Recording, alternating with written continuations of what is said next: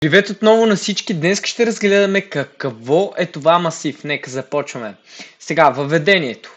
Масивите са начин да съхранявате много от елементи от един и същи тип на едно място. Представете си го като една турбичка, в която бутате все един и същи тип променливи. Какво е масив? Като списък, който съхранява няколко неща, наречени елементи. Всички от един и същи тип. Това е много важно нещо. Не мога да вкарате в един масив string, след това double и после string. Няма как. Всеки елемент на масива има номер, индекс, който започва от 0. Как създаваме масив? Int, квадратни скоби, казваме името на масива, е равно на new int от 5. Нека видим какво се случва. Отваряме си тук едно project, arrays, int, масив, numbers и сега с това new int му казвате създай ми нов масив, който и тук му казвате стойността. На практика му казвате колко елемента можеш да имаш в този масив. Масивът изобщо не е динамичен. Масивът е много статичен и е много ограничен от към размер. Кажеш ли му имаш 10 елемента, не мога да вкараш 11. Затова след една-две лекции ще разберете какво е това масив на стероиди. Така, създаваме int масив, казваме, че типът на масива е int и има 10 свободни места. Нека да ги направим 5 и да ви покажа нещо в Paint. Така, за момента му казваме, имаш един масив, в който имаш 5 свободни квадратчета. Така. Ето по този начин. Това са ни 1, 2, 3, 4, 5. Сега като ги броим като нормалните хора, са ето по този начин. Така, сега ще видим и какво са това индекси. Индексите са отгоре. Сега, както сме написали тук, num от 0 е равно на 10. Какво е това num от 0 е равно на 10? В този случай му казваме числото от масива на нулевия индекс искам да има стойност 10. В масивите имаме едни индекси. Ето това отгоре са ви индексите. И индексите ви винаги започват от 0. Не от 1, както сме написали тук, а задължително от 0. Това е нещо, което наистина е задължително. И в този случай му казваме добре, искам в масива на нулевия индекс да сложи стойността 10. И какво се случва? Ето тук всичките други са ни празни, но тук вече имаме десятка. Окей. Добре, дайте видим след това какво има в книгата. Int first num е равно на ето така. Така слагате стойност на нулеви индекс, а така можете да вземете стойността на нулеви индекс. Ето така. Всичко е точно за момента и тук сме създали един стринг, който е от плодове. Имаш ябълка, банани, череша. Айде нека го направим. Примерно fruits. Така, с къдравите скобки можеш директно да вкарваш стойности вътре в масива. Примерно, баран, няма значение. Сега, що ми дава грешка, дайте да видим. Пробваш се да направиш масив, пък не ми казваш, че е масив. Извинявай, правя го веднага масив и вече всичко е точно. В този случай му казвам, че имам масив с един елемент. Така, нека вкараме още числа в масива. Ето по този начин ги вкарваме.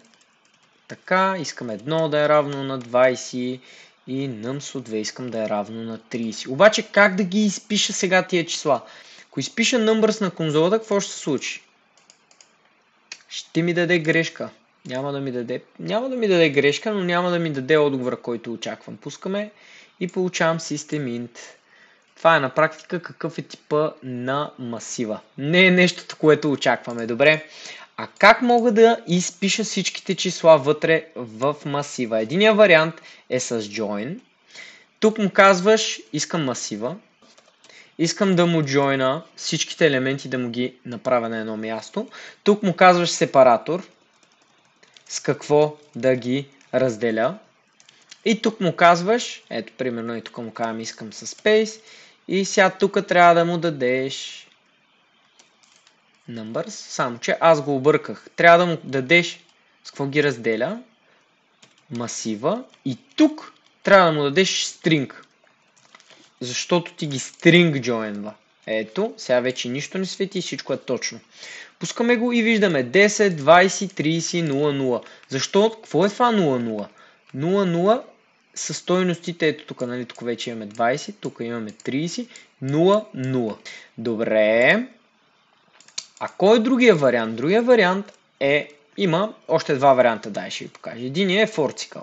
Сега, доста бързо стана. Сега, тук знаем, че трябва да започнем от нулевия индекс, нали така? От първия елемент. Казваме му затова започни ми от 0. Добре, започваме от 0 и докъде трябва да въртим? До дължината на масива, нали, до петицата, само че минус 1. Защо? Защото последният ни индекс е четворка. Затова му казваме, искам да влезнеш в numbers, да ми вземеш дължината и дължината, както казахме, е 5 в момента. Това ще ни излезне извън масива. Добре, и сега как мога да взема текущия елемент? Виждам, че индекса се сменя. Първо взимам от нулата и взимам нулеви индекс. Първи индекс, втори индекс, трети индекс и четвърти индекс.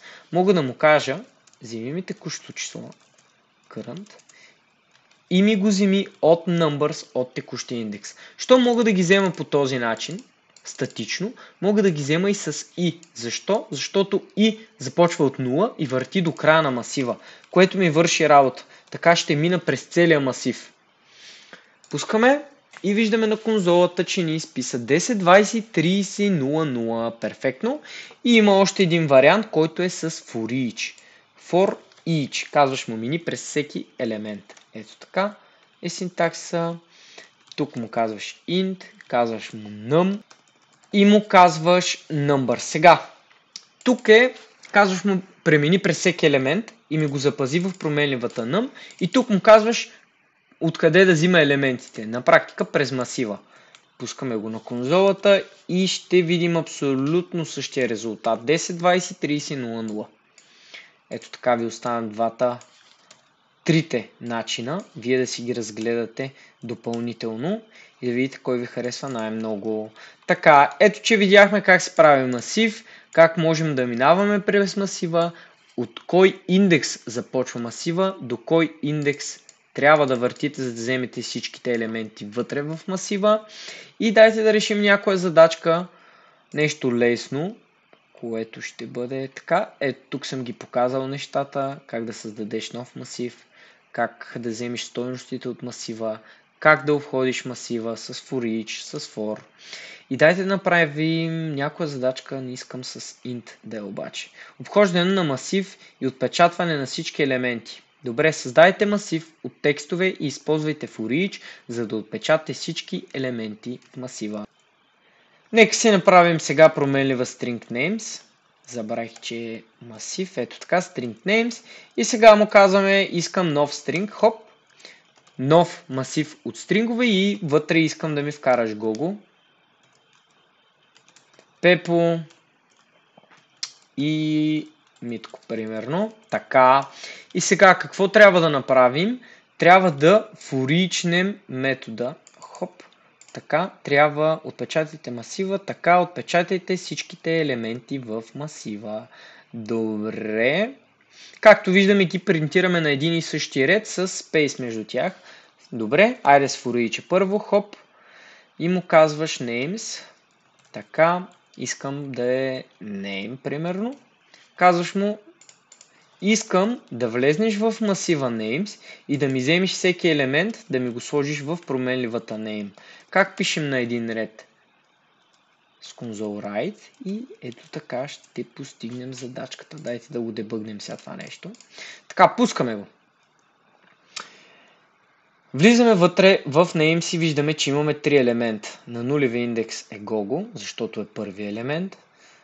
На първи индекс е Пепо и на втори индекс е Митко. Пускаме отново задачката така. И значи тук ще вземем първо какво? Ще вземем Gogo. Защо? Защото той е на нулевия индекс и защото той е първи елемент. Така. Тук виждаме, че в name пазим в момента Gogo. Принтираме Gogo на конзолата и отваряме едно спейсче за следващото нещо. Следващото нещо е Пепо. и изписваме Пепо на конзолата. Хоп. И след това ще вземем Митко. Така, ето Митко и изписахме и Митко на конзолата. След това виждаме, че нямаме повече елементи в масива и излизаме. Така, for each е по-лесен според мен лично, защото не се занимаваш да гледаш индексите. Ако не ви трябват индексите, ви трябва просто да изпишете масива, използвайте for each, доста по-лесен е. Но ако ви трябва да правите някакви манипулации с индексите, е доста по-логично да използвате for. Добре, разгледахме днеска как да създадем метод, как взимаме първи елемент на метод, как вземем втория, третия и какво е това индекс от 0, какво са това индексите, как да използваме for each, как да използваме for цикъл за масив и как да вземем дължината на масива. Дори взехме и string join. Добре, в следващата лекция ще разгледаме малко по-трудни задачки вече с масиви, с методи. Можем да разгледаме задачки и с for и с while.